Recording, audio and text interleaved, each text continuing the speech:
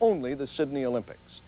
These athletes compete in an elite level of sport in this country, yet it is one that is too often overlooked.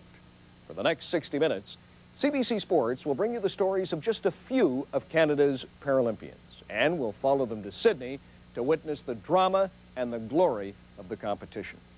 We begin tonight with a story we simply call The Street.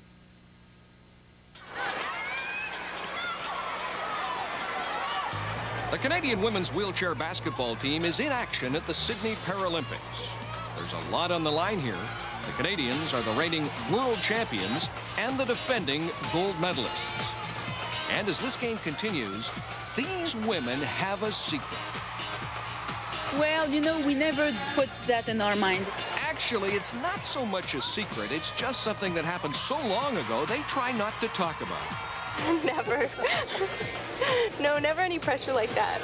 Even the head coach is reluctant to speak of it, suggesting it's nothing more than idle gossip for the masses. I think it's probably for the general public a lot more interesting than it is for, myself and the team. So what is it this team tries to hide? What episode from its past will the players not speak of? What deep, foreboding mystery does the coach protect his players from? I mean, it's pretty incredible when you think about it, in a decade not to lose an official like Olympic or World Championship type game. That's right. You heard correctly. Unbeaten in 10 years of official international competition. Oh, they've lost in exhibition games, but at world tournaments, world championships, and Paralympics, these women have not tasted defeat since 1990. As you're watching right now, it's an incredible streak of 40 games. So they go over, stop the person, you come from behind. Boom. Early summer back at training camp in British Columbia, 4 months before the Paralympics. We're in trouble. The streak began about the same time Tim Frick took over as coach of this team. 3-on-2, whatever it is, 4-on-3, 5-on-4. Then if we have to play 5-on-5 offense, we want to run our wheel where we exchange, okay? This program was a mess when Frick arrived in 1990. There was even talk of scrapping it altogether. So I said I'd revive it, make it really positive, keep people give people a great experience. I promised that we would have a peak performance at whatever level we were capable of performing, then someone else could take over. Are you running? You guys go. Come on, play defense, let's go. That was 10 years ago. Frick hasn't left yet. And I kind of liked it, and I kept sort of coming back, and then finally around 98, I just decided that maybe coaching was something that, I was okay at, and people seemed to like me, so I'll just stick around until they boot me out. Hurry. Frick brought two things to this team. On the court, he introduced concepts from the stand-up game. More lateral movement, slashing through the lane, different defensive schemes. But it was his off-court ideas that made the biggest difference. Oh, yes. Picture yourself in your mental training room, your mental training center. You're in a nice... Frick introduced a regime of mental preparation. I mean, it's going to be a big change playing against the Aussies, but you focus on the moment and really enjoy the experience. There's teams or players on other teams who are faster, stronger, quicker, and there's players who are technically more proficient than lots of our players. And I really think just the difference is that we're mentally more prepared to play, mentally able to refocus a lot better, mentally able to deal with distractions, mentally able to play in the moment, during a very big game and not worry about the outcome. That's not to say there are no truly talented players on this team. Need more movement in the offense, 5-on-5, okay? So if you get the ball down here, get going, Chantal Benoit has been around long enough to remember what it's like to lose. She is lightning quick and has been referred to as the Michael Jordan of women's basketball. I am good on specific thing, and I am very bad on other thing. And I think it's a compliment in our team to complement each other. This is what's happened in our team. Benoit was a diver, but started playing wheelchair basketball after she lost her leg to cancer. This tiny gym was the home court of the kamikaze wheelchair basketball team of St. Hyacinthe, about 40 kilometers east of Montreal. It was a men's team, but Benoit was its star player. When she left to play in a bigger league in Ottawa, it was big news. I loved it right at the beginning, and today it's still the same. I played for 16 years, and I still learn the game. I still have a desire to learn and to be better and better. Michelle Stillwell's path to this team couldn't be more different. For starters, she's different. You see, Stillwell has limited arm and hand movement. She's the only quadriplegic on the team. In fact, she's the only quadriplegic on a national team anywhere in the world. Sometimes it's tough when you're throwing a pass to a teammate and the ball rolls off your hand because you don't have that finger function to control the ball. And you're like, dope, you know, did I just throw that awful pass? It's taken me a long time to believe in myself as an athlete and know that I can compete out there. She's also the rookie on the team, having joined just 2 years ago. Kendra Ohama was the rookie 9 years ago. I started out being very specific role playing where I would be just a picker, and that's all I would do is just pick, and back pick.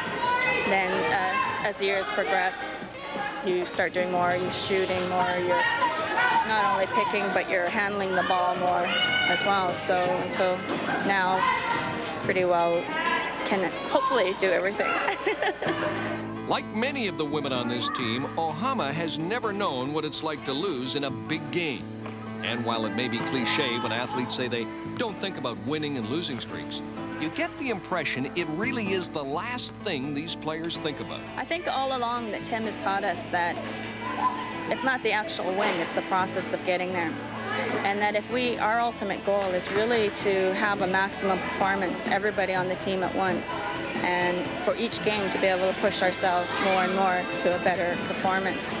So I think with that philosophy, that takes less stress off of the actual winning. So much so, sometimes the team doesn't even know it's winning. The gold medal game at the 1998 World Championships was turning into a real struggle for Team Canada. The team was playing very well, yet they were trailing the Americans at the half. It was the first time Tim Frick didn't know what to do. I walked in the locker room and I just said, you know, if they're going to play that well, you know, there's nothing we can do about it. Like, you know, all we can do is play the best we can, and if they play better, well then... By accident or by design, the Canadians played even better in the second half. With about 6 minutes to go in the game in hand, Frick called a timeout. He was stunned by his team's reaction.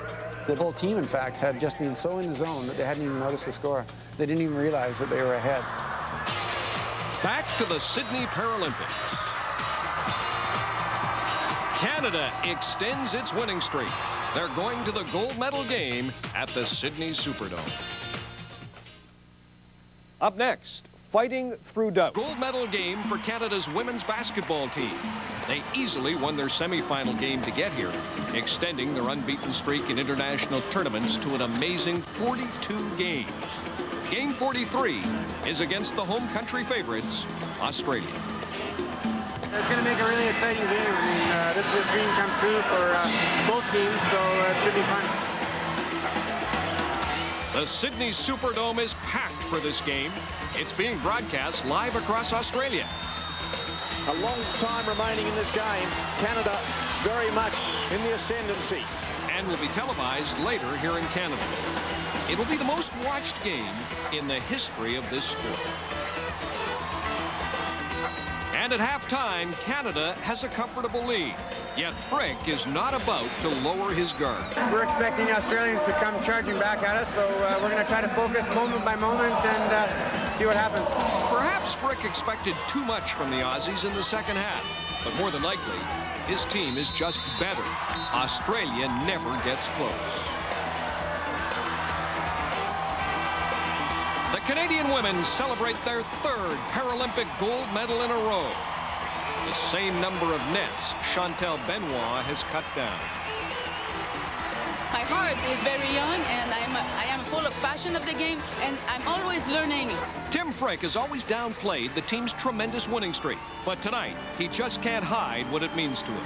In my dream, it was the 5 Stanley Cups. When I was a little kid growing up watching the Montreal Canadiens, that's what I wanted to do. Frick and the Canadian women have again set a new standard in this sport. Just think about it, 43 international tournament games without a loss. Now that's a sports dynasty.